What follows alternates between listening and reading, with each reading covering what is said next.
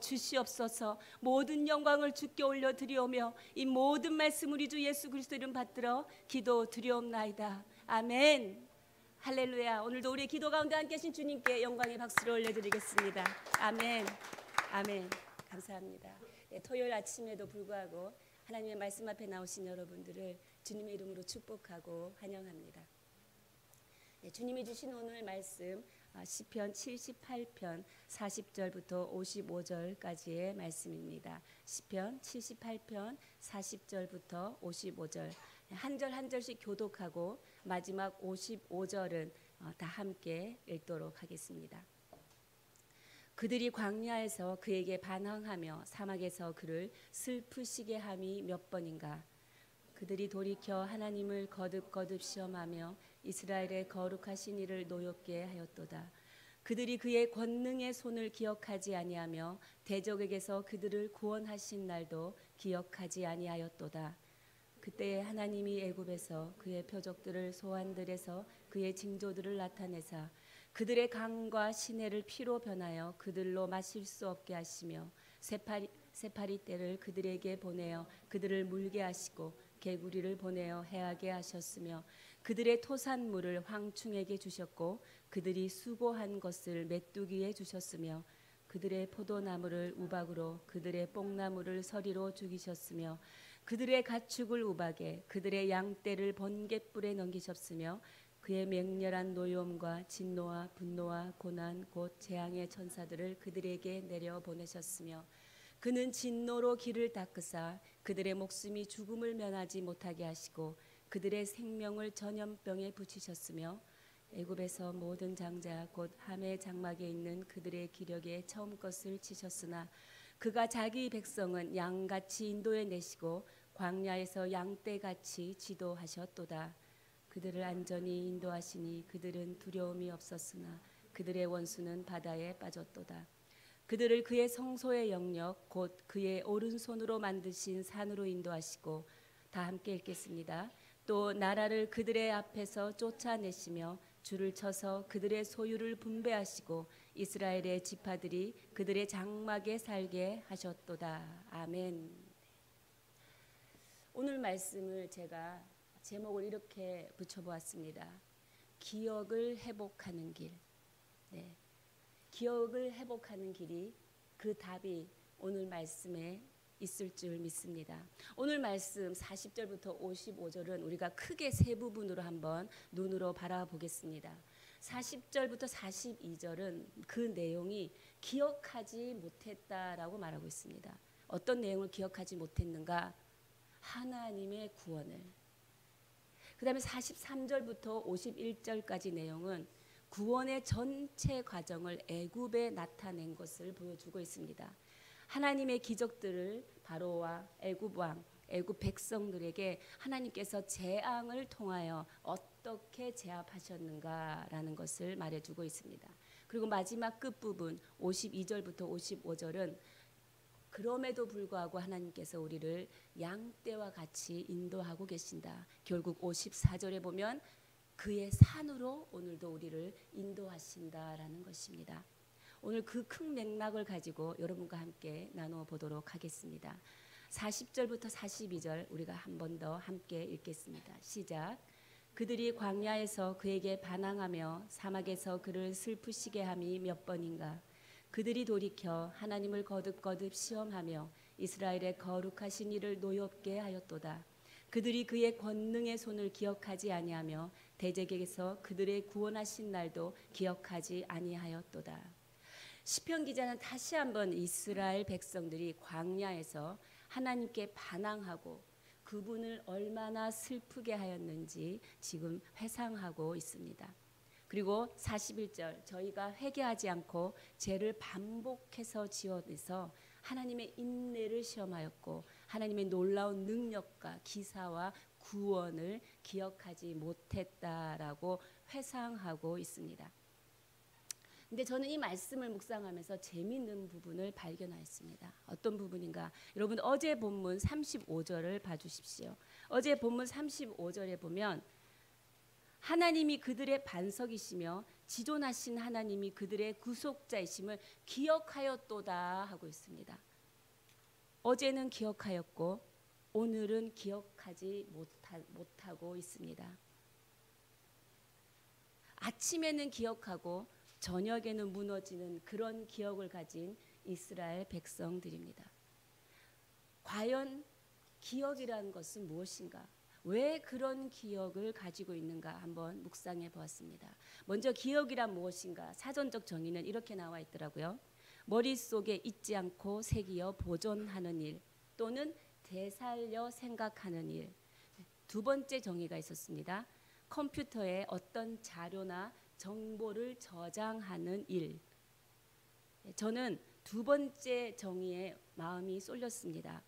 어떤 정보로 저장되어 있느냐에 따라 우리의 기억은 기억하느냐 아니면 망각해 버리느냐라는 상태로 드러난다라는 것입니다. 사람이 좋은 것은 기억하고자 합니다. 그러나 고통스러운 것은 스스로 망각해 버리려는 심리가 있기 때문입니다. 제가 첫 아이를 출산할 때 굉장히 어렵게 출산했습니다. 출산을 해보신 분들은 아실 것입니다. 오늘 유난히 출산해 보신 분들이 많이 안 나오셨는데요. 네, 출산의 고통이라는 거 들어는 보셨죠? 저는 이렇게 3초의 진통을 18시간 했습니다. 3초마다 오는 진통을 18시간 하고 기절을 했습니다. 저는 눈을 뜨니 입원실이었고 제가 기절한 사이에 수술을 하여서 아이를 낳게 되었더라고요. 얼마나 고통스러웠는지 저는 그 고통을 잊어버리려고 노력했던 것 같습니다. 그리고 실제로 그 고통을 잊어버렸기 때문에 아무 생각 없이 둘째를 또 가지게 되었습니다. 그 고통을 완전히 기억하고 있었더라면 둘째를 낳을 생각을 엄두도 못했을 것입니다. 이렇게 우리가 어떤 정보로 내 안에 저장되어 있느냐에 따라 큰 고통은 빨리 잊고 싶어 하는 것이지요. 40절 말씀을 보면 이스라엘 백성들이 광야에서 사막에서라는 말이 나옵니다. 네, 광야와 사막. 우리가 표면적으로 광야와 사막이 주는 의미는 무엇입니까? 고통이 있습니다. 그리고 척박합니다. 부족함이 있죠. 결핍이 있습니다. 그러나 광야 사막에 대한 이스라엘 백성들의 실제적인 경험은 무엇입니까? 그들의 실제적인 경험은 매일매일 살아계신 하나님의 이적과 하나님의 은혜를 몸소 체험한 축복의 장소라는 것이죠. 가나안 땅으로 들어가기 위한 소망이 무르익어가는 소망의 장소였습니다. 근데 이스라엘 백성들의 저장되어 있는 기억은 사막과 광야에서 그들이 기억하는 것은 물이 없었고 먹을 것이 없었고 씹을 것이 없었고 고통의 기억이었던 것입니다. 이 고통의 기억을 이스라엘 백성들은 잊고 싶었던 거죠. 이스라엘 백성들은 하나님이 베푸신 은혜의 공간을 불평과 원망의 공간으로 바꾸어 버리고 마른 것입니다. 그래서 이스라엘 백성들은 기억을 망각해 버리려고 하는 마음이 있는 것이지요. 그리고 실제로 잊고 살고 있었다라는 것입니다. 그 기억의 기초가 잘못된 정보로 저장되어 있다면 그 기억은 우리에게 잊혀지는 기억이 될 수 있습니다. 그들은 하나님의 은혜를 분명히 받았습니다. 그러나 받지 않은 것처럼 살았습니다. 심지어 하나님의 은혜를 안 받은 것처럼 살아왔다라는 것입니다. 이런 상황을 보시고 하나님께서 어떤 마음일까요? 아마도 범죄에 대한 진노와 그러나 또 이스라엘 백성에 대한 축복, 그 사이에서 애타는 아버지의 마음이 아닐까 싶습니다. 그래서 아버지를 슬프게 함이 몇 번인가. 아버지가 너무 괴롭다라는 것이죠. 부모가 자녀를 훈육을 할 때 잘못한 것이 있으면 바르게 교정하기 위해 매를 듭니다. 때로는 사랑의 매로 때리기도 합니다. 그 때릴 때 엄마의 심정, 부모의 심정이 어떻습니까? 이 아이를 축복하고자 하는 마음이 더 크기에 부모의 마음은 애가 타는 것이지요. 제발 내 마음을 알아줬으면, 내가 너를 얼마나 사랑하는지 네가 그것을 깨닫기를 원한다라는 것입니다. 부모가 화를 낼 때는 잘못 그 자체에 화를 내지 않습니다. 어떤 때 화가 나는지 아십니까? 몇 번을 말해도 깨닫지 못할 때 분노가 나는 것이죠. 깨달으면 용서가 됩니다. 엄마, 내가 이거 이전엔 몰랐는데 내가 이랬을 때 엄마가 화가 많이 났겠어요. 죄송해요.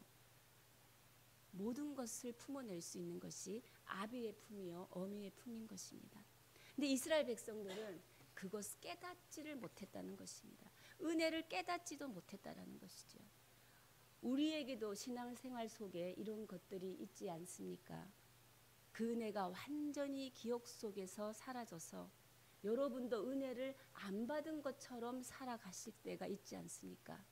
그 은혜를 못 받은 사람처럼 불쌍하게 살아가고 있는 모습은 있지 않으십니까? 그 모습은 하나님 아버지를 슬프게 하는 모습입니다. 하나님께서는 한 번도 여러분과 저를 떠난 적이 없고 여러분과 함께 하시며 날마다 말씀 가운데서 역사하시고 그 말씀은 이미 우리 안에 들어와서 우리를 인도하고 계시는 그 은혜를 누리게 하셨다라는 것입니다. 오늘 여러분을 축복합니다. 여러분 살아계신 하나님의 은혜를 깨닫고 하나님 앞으로 돌아와서 말씀의 반석 위에 세워지는 하루 되시기를, 그런 인생 되시기를 축복합니다. 네, 두 번째, 이 은혜를 망각하는 이 이스라엘 백성을 향하여 시편 기자는 은혜를 기억하는 기초를 살리기를 원합니다. 그래서 시편 기자는 43절 53절까지 무엇을 말하고 있습니까? 하나님이 모세를 애굽에 보내서 이스라엘을 구원하실 때 어떤 일들이 있었는지를 지금 말하고 있습니다. 우리 함께 눈으로 보겠습니다. 43절, 하나님 애굽에서 그의 표적들을 소환들에서 그의 징조들을 나타냈다. 소안, 여러분 나일강 동쪽에 위치한 애굽이 수도로 삼았던 성읍입니다. 애굽의 한복판에서 그리고 이스라엘 열조의 눈앞에서 하나님은 기적을 행하셨습니다. 44절부터 53절 나타나는 내용은 애굽의 재앙입니다. 첫 번째 재앙이 뭡니까? 피 재앙입니다. 그죠? 강과 시내를 피로 변하여 그들로 마실 수 없게 하였다라는 것이죠. 그다음에 파리 때 재앙입니다. 그들을 물게 하시고, 그다음에 개구리 재앙 보내어 해하게 하시고, 그리고 메뚜기 재앙 47절에 우박으로 모든 열매를 죽게 했다는 것입니다. 그리고 장차 제일 마지막 장차 장자를 죽이는 장자 재앙까지, 그리고 53절에 보면 홍해 도화 사건까지 하나님이 베푸신 이적을 말씀하고 있습니다.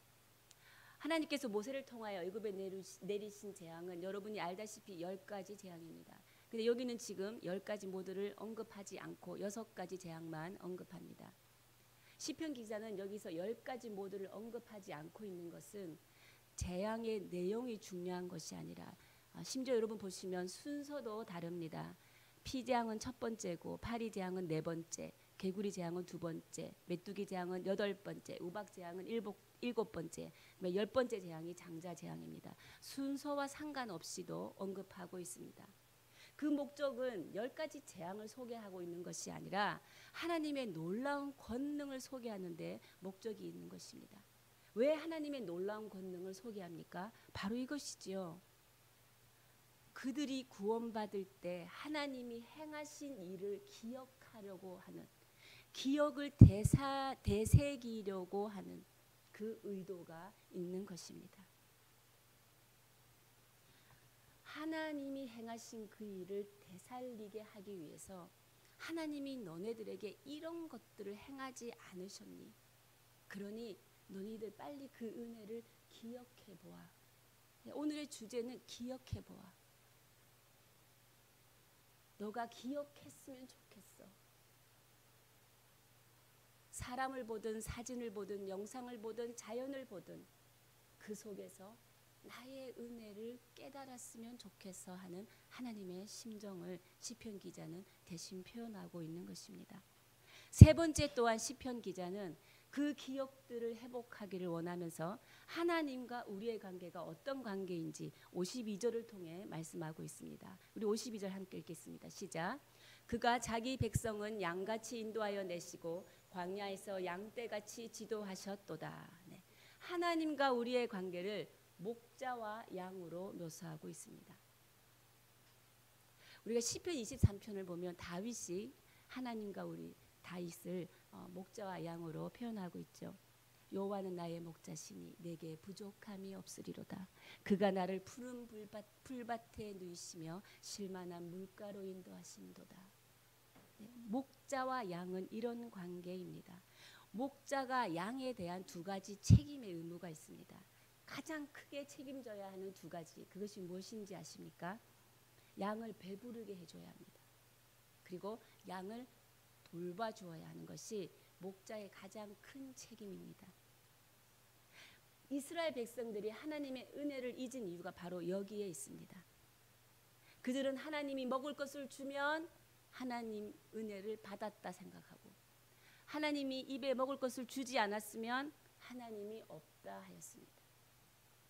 금방 광야에서 불만과 불평을 터뜨렸던 것이지요. 그것이 원망으로 또 돌아옵니다. 하나님의 은혜를 가장 실제로 체험했던 그 광야와 사막, 그 언약의 은혜의 현장을 은혜와 불평의 현장으로 바꾸어 버린 것이 이스라엘 백성들입니다. 그들의 기억이 아침 저녁으로 이렇게 요동치는 이유는 그들의 은혜의 기억, 이 기억은 어디에 근거하고 있었느냐? 눈에 보이는 물질에 근거하고 있었기 때문에 그들의 기억은 요동치고 있었던 것이지요. 이러한 현실 속에서 하나님께서는 오늘 우리를 어디로 인도하시느냐? 이스라엘 백성들을 지금 어디로 인도하고 있느냐? 하나님은 또 기억을 회복하기 위해서 마지막으로 54절 다 함께 읽으면서 어디로 인도하고 계시는지 저희가 알아보도록 하겠습니다. 시작. 그들을 그의 성소의 영역 곧 그의 오른손으로 만드신 산으로 인도하시고. 네. 어디로 인도하셨습니까? 그의 성소의 영역 곧 그의 오른손으로 만드신 산으로 인도하셨다라고 말합니다. 성소, 네, 하나님의 지성소를 말하죠. 지성소는 하나님의 이름을 두신 곳입니다. 지성소의 개념은 이 공간적인 의미보다는 더 실질적인 본질적인 의미는 바로 하나님의 임재가 있는 곳을 지성소라고 하죠. 하나님의 임재를 경험하는 곳이 바로 지성소입니다. 하나님이 지금 우리를 지성소로 인도하고 있는데 그 지성소가 어디에 있는 지성소냐? 하나님이 오른손으로 만드신 산이라는 것입니다. 이스라엘 백성들이 애굽을 떠나서 홍해를 건너 제일 먼저 도착한 산이 어떤 산입니까? 호렙산, 우리가 알고 있는 신의 산입니다. 신의 산과 호렙산은 같은 산입니다. 신의 산이 먼저 불려진 이름이고 호렙산은 그 이후에 불려진 이름입니다. 호렙산에 이스라엘 백성들이 2년 남짓 머물렀습니다. 그때 모세가 백성들은 산 중턱에 두고 본인은 산 정상을 향하여 하나님을 대면하러 올라갔죠. 모세가 하나님의 임재를 경험하러 올라간 것입니다. 거기에서 어떤 일이 일어났습니까? 하나님의 임재를 대면하러 올라간 바로 그 산 정상에서 하나님께서 율법을 주셨다라는 것입니다. 바로 그곳에서 하나님이 말씀을 주셨다라는 것입니다. 지성소는 바로 하나님의 말씀이 있는 곳입니다. 지성소는 하나님의 말씀을 듣는, 말씀을 경험할 수 있는 공간인 것입니다. 우리 안에 그 지성소가 있는 줄 믿습니다. 저는 여러분을 축복합니다. 여러분의 매일매일의 삶에 이 지성소가 경험되어지는, 그래야 하나님의 은혜가 충만하게 경험되어지는 인생 되시기를 축복합니다. 하나님께서 왜 산으로 인도하셨는가? 이제 아시겠습니까? 왜 그 호렙산으로 인도하셨는가? 호렙산 정상에서 율법을 주셨기 때문입니다. 하나님께서 너희가 은혜를 기억하기를 원하느냐? 말씀으로 돌아와라. 이것이 하나님이 오늘 우리에게 주고자 하는 메시지인 것입니다. 기억이 아침에는 났다가 저녁에는 모르겠다. 하나님이 없다. 하나님이 계신다. 구원의 하나님이다. 근데 기억하지 못한다. 요동치지 마라. 이 요동치는 이유는 너네들의 기억의 근거가 눈에 보이는 물질에 있기 때문이다. 그런데 너네들의 그 기억의 근거가 반석 위에 세워지려면 말씀밖에 없다라고 오늘 하나님께서는 우리에게 분명히 말씀하고 계십니다. 여러분, 이런 말이 있습니다. 유명한 말. 명료한 기억보다는 흐릿한 기록이 낫다. 하나님께서 돌판에다가 모세에게 하나님의 말씀을 기록해 주신 곳이 바로 호렙산인 것입니다. 바로 지성소. 하나님의 임재가 있는 곳, 하나님의 말씀을 받는 곳이 되는 것입니다. 무너진 엘리야를 회복시키실 때도 하나님이 엘리야를 어디로 인도하셨습니까? 호렙산 굴 앞에 세우셨습니다. 호렙산 굴 앞에 세우시고 아무 말씀이 없으셨습니다. 불 가운데도 지진 가운데도 바람 가운데도 임하지 않았습니다. 그러나 미세한 소리 가운데 소리가 들려왔습니다. 그 미세한 소리 가운데 엘리야는 귀를 기울였던 거죠. 엘리야는 귀를 기울였습니다. 하나님 그곳에 임재하였습니다. 하나님이 그 소리 가운데 임재하셨죠. 하나님이 미세한 음성으로 엘리야에게 임재하였습니다. 너의 낙심의 근거가 어디에 있느냐? 너의 절망의 근거가 어디에 있느냐? 너는 다시 모세의 전통의 말씀으로 돌아가라. 하나님이 말씀하셨던 것입니다. 호렙산 굴 앞에서 다시 엘리야를 회복시켰던 것입니다. 여러분, 오늘도 여러분을 하나님께서는 지성소로 부르셨습니다. 그리고 말씀 앞으로 오게 하셨습니다. 이스라엘 백성이 광야라는 이 은혜의 공간을 불평과 불만의 공간으로 만들어서 하나님의 주신 그 은혜의 기억을 지워버렸던 이스라엘 공동체에게 주시는 말씀은 분명합니다. 무엇입니까? 율법을 받았던 호렙산 그 말씀으로 돌아오라라고 그 백성들에게 오늘 말하고 있는 것입니다. 하나님의 은혜의 기억을 회복하는 길은 말씀으로 돌아오는 것입니다. 우리를 말씀으로 돌아오게 하셔서 하나님께서는 그의 축복을 우리로 하여금 기업으로 받게 하실 줄 믿습니다. 말씀을 묵상하시는 여러분 되시기를 축원합니다. 이렇게 78편은 결국은 우리에게 무엇을 말하느냐? 말씀을 묵상하여라. 78편 1절의 시작, 백성들에게 당부하는 것이 내 말을 들어라 라고 시작하지 않습니까? 우리가 이렇게 말씀을 묵상해야 하는 이유는 이것입니다. 제가 4개로 정리를 해보았습니다. 78편을 통해서. 첫 번째, 왜 우리가 말씀을 묵상해야 하냐? 여호와께서 행하신 일들을 묵상해야 하기 때문입니다. 여호와께서 행하신 일들, 천지창조, 출애굽, 율법을 주심, 광야에서 인도하심, 여호와께서 행하신 이 모든 일을 우리가 묵상할 때 우리는 하나님의 능력을 덧입게 되는 것이죠. 두 번째, 우리가 왜 하나님의 말씀을 묵상해야 하냐? 이 말씀을 전하기 위해서입니다. 우리를 통하여 하나님의 말씀은 전해져야 합니다. 복음은 전해져야 합니다. 다음 세대로, 믿지 않는 자들에게로. 세 번째, 하나님의 말씀을 묵상해야 되는 이유는 하나님께만 소망을 두게 하기 위하여입니다. 왜? 눈에 보이는 물질을 의지하지 않게 하기 위한 것이죠. 오직 하나님께만 소망을 두는 길은 율법을 묵상할 때입니다. 네 번째, 불순종한 조상들 같이 살지 않게 하기 위해서 교훈을 주고 있죠. 말씀은 우리에게 교훈을 줍니다. 조상들이 이렇게 행했을 때 내가 진노하였고 그들이 심판을 받았으니 너희들은 그 길을 가지 마라 라고 오늘 우리에게 말하고 있는 것입니다. 저는 여러분을 축복합니다. 여러분 자신과 그리고 여러분 가정과 그리고 우리 교회가 하나님의 은혜와 사랑을 기억하고 말씀에서 답을 찾는 그런 가정, 그런 영혼, 그런 교회 되기를 주님의 이름으로 축복합니다. 네, 함께 기도하시겠습니다. 살아계신 하나님, 우리가 하나님의 은혜를 온전히 기억하지 못함을 회개합니다. 세상 안에 살다가 어느새 세상에 끌려다니며 세상의 원리와 세상의 기준 가운데 살아가며 하나님이 나에게 베푸신 그 은혜를 기억하지 못하였습니다. 하나님, 이 시간 주님께서 다시 우리를 말씀 가운데 부르셨으니 오늘 다시 한번 그 말씀을 붙들고 하나님이 우리 인생 가운데 베풀어 주신 그 놀라운 사랑과 은혜의 기적들을 다시 한번 회복하게 하여 주시옵소서.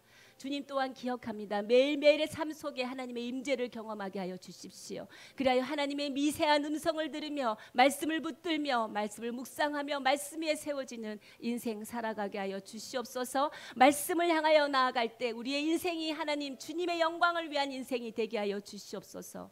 그리고 마지막으로 우리가 함께 기도하기를 원하는 것은, 주님, 내 자신의 삶이 하나님의 말씀에서 답을 찾게 하여 주십시오.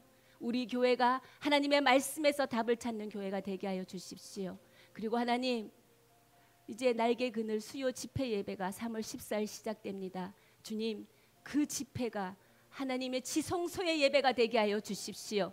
하나님의 임재를 경험하는 예배가 되게 하여 주십시오. 하나님, 아픈 자들이 와서 치유받고 마음이 아픈 자들이 와서 회복되어지는, 하나님의 회복과 생명이 선포되어지는 그런 집회 되게 하여 주시옵소서. 우리 함께 이 세 가지 기도로 제목을 놓고 주님 앞에 간절히 기도하며 나아가시겠습니다. 살아계신 하나님 아버지, 오늘도 그 망각한 은혜를 말씀 가운데 다시 살려주시니 감사합니다. 주님, 우리의 영혼을 말씀 앞으로 다시 돌아오게 하시고 오늘도 우리를 말씀 앞으로 불러주시니 감사합니다. 말씀으로 돌아온 인생, 하나님의 은혜를 이제는 망각하지 아니하며 나에게 베푸신 놀라운 그 사랑과 십자가의 그 은혜를 기억하며 살아갈 것입니다. 눈앞에 보이는 물질을 구하며 살지 않을 것이며 물질에 기초하여 망각하는 일들은 없을 것입니다. 하나님, 영원히 변하지 않는 하나님의 말씀 가운데 우리를 세워주십시오. 오늘도 그 말씀이 우리 안에 역사하여 하나님, 앞길이 보이지 않는 상황 가운데서도 하나님께서 그 말씀의 빛으로 비추고 계심을 내가 믿음의 눈을 뜨고 나아가 걸어가게 하여 주십시오. 우리에게 믿음을 더하여 주시고 믿음을 반석 위에 우리를 세워주셔서 오늘도 우리 가운데 말씀하시는 하나님의 그 미세한 음성을 우리가 귀를 기울이며 듣기를 원합니다. 하나님, 오늘도 말씀하여 주시고 우리에게 말씀을 내려주십시오. 그 받은 말씀을 마음판에 새겨서 우리의 매일의 삶 가운데 하나님의 지성소를 이루며 경험하며 살아가게 하여 주시옵소서. 하나님 아버지, 우리 교회가 하나님의 말씀에서 답을 찾는 교회가 되게 하여 주시고 말씀과 예배와 기도와 찬양이 넘쳐흐르는 교회 되게 하여 주십시오. 하나님, 수요 집회 날개 그늘을 허락하여 주시니 감사합니다. 하나님, 날개 그늘 집회가 하나님의 임재가 있는 지성소의 예배가 되게 하여 주십시오. 그래야 모든 영혼들이 지성소 안에 들어와 살아계신 하나님의 말씀을 경험하고 살아계신 하나님의 말씀을 듣고 회복되고 그들의 생명이 살아나며 소망이 살아나며 하나님, 살아볼 만한 인생이며 하나님의 함께 하시니 소망 가운데 있는 인생이라며 선포하며 하나님, 그 자리에서 다시 일어설 수 있는 하나님, 힘과 용기와 격려와 희망을 주는 집회가 될 수 있도록 하나님, 집회 가운데 함께하여 주시고 기름 부어 주십시오. 이 집회를 위해 우리가 중보기도하며 허다한 무리들이 집회 가운데 와서 하나님의 영원한 말씀 안에 생명들이 회복되어지는 역사가 있을 수 있도록 우리가 함께 기도하며 나아가게 하여 주시옵소서. 살아계신 하나님 감사합니다. 오늘 이 아침에도 우리를 말씀으로 불러주셨사오니 주님 말씀 안에서 주를 바라봅니다. 주의 살아계심을 경험합니다. 살아계신 임재를 경험합니다. 하나님, 우리의 인생이 말씀과 동행하게 하시니 그 모든 것이 하나님의 은혜이며 말씀을 절대로 떠나지 아니하며 말씀 붙들고 약속 붙들고 하나님께서 이루신 최후의 승리를 우리의 삶에서 목도하게 하여 주시옵소서. 그렇게 하실 주님을 찬양하며 이 모든 말씀 우리 주 예수 그리스도 이름으로 기도하며 지금 이 시간 우리 주 예수 그리스도의 크신 은혜와 하나님 아버지의 무한하신 사랑과 성령의 위로 교통 역사하심이 다시 말씀으로 돌아와 살기를 결단하는 모든 주의 성도들 위해 교회 위에 지금으로부터 영원까지 함께 하시기를 간절히 축원하옵나이다.